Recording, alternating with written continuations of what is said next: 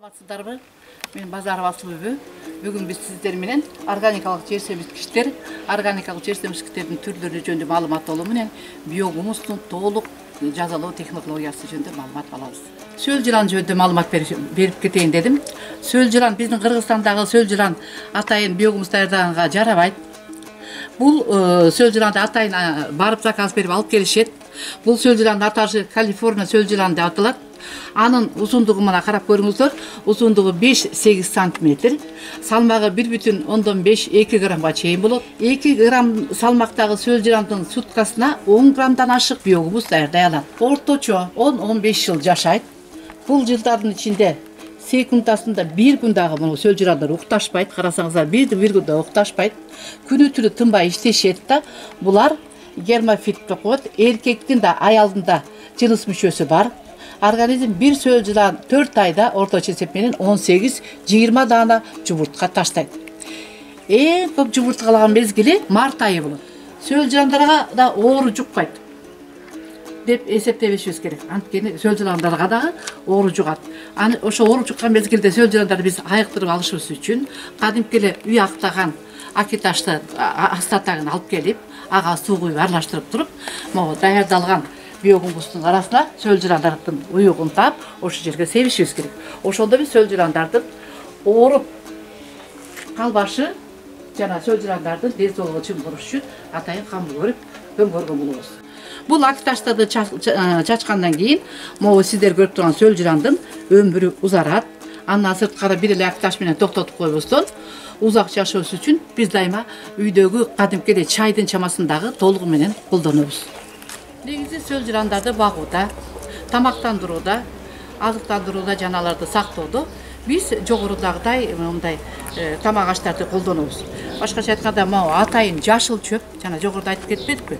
Органикалык компосттордун арасында жашыл чөптү колдонобуз. Мунун 3 түрүн колдонобуз. Атайын жаңы жулунуп алынган чөптөрдү дагы кургатпай туруп салсак. Андан кийин мына өзүңүздөр көрүп турасыздар, цветине жарым кургатылган жашыл чөптү салсак болот. Андан кийин атайын даярдалган мындай кургатылган чөптөрдү, деги эле өсүмдүктөрдүн баардык бутактарынан, эми чириндилеринен болсо, мына ушулардын баарын алып келип биз салышыбыз керек.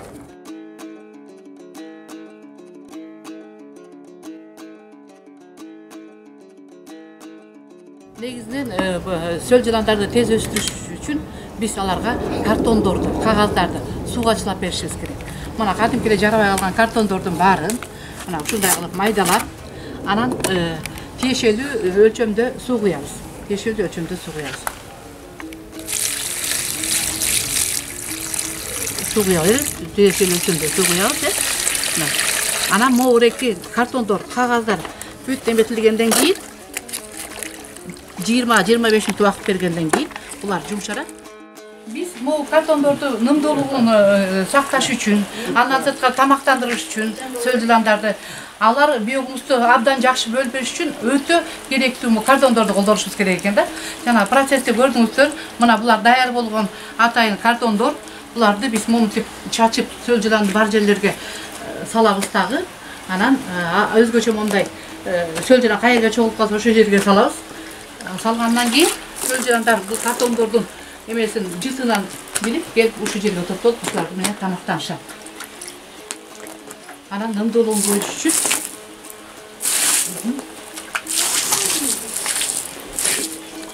мынакей. Бул биринчи процесс. Бул экинчи процессте болсо, мен сиздерге сөл жыландарды тамактандыруудагы ашканадагы калган чыккан отходдорду сөзсүз колдонушубуз керек. Бир отходду дагы бир жакка кетирбестен мындай кылып атайын сөл жыландарга чачып беришибиз керек. Мына караңыздар, баардык отходдорду, картошканы, капустаны, помидордуку, дарбыздыкы, коңдуку, ушулардын баардыгын сөл жыландарга чачып беребиз дагы. Сөл жыландар булардын жырты аркылуу сезип, анан өйдө көтөрүлүшүп чыгып буларды жеп, анан кайра ылдыйды көздөй алдына келип келишет. Мына көрдүңүздөр, бул экинчи процесс. Жана биз жогоруда айтып кеткендей, ашканадан чыккан тамактардын отходдорунан дагы өзгөчө дарбыз, коондун мындай калыктарына өтө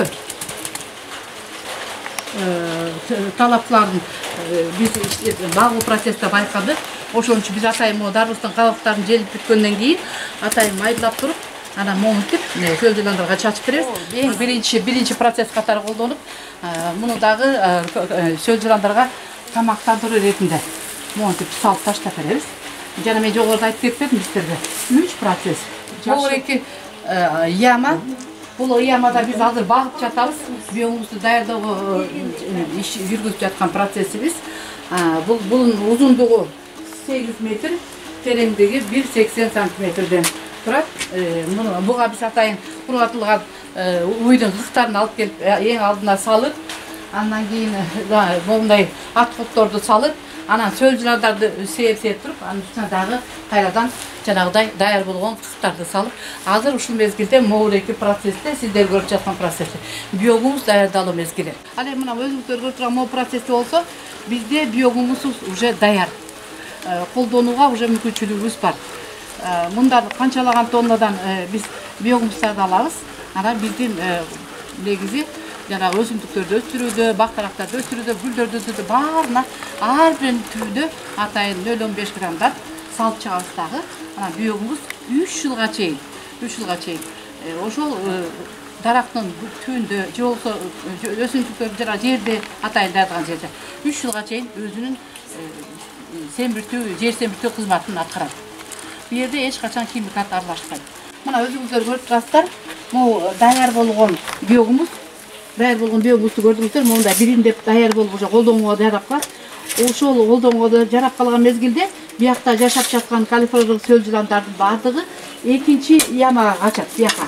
Анткени биякта уже жей турган тамактар калбай калгандын эсебинен могу экинчи траншеяга качат. Бу жерде болуп жаткан тамактандыруу азыктар менен азыктанышат. Анан биогумусту бияктан даярдап берет. Мына могу сиздер көрүп турган даяр, колдонууга даяр болгон биогумус. Бул биогумустун баалуулугу өтө чоң.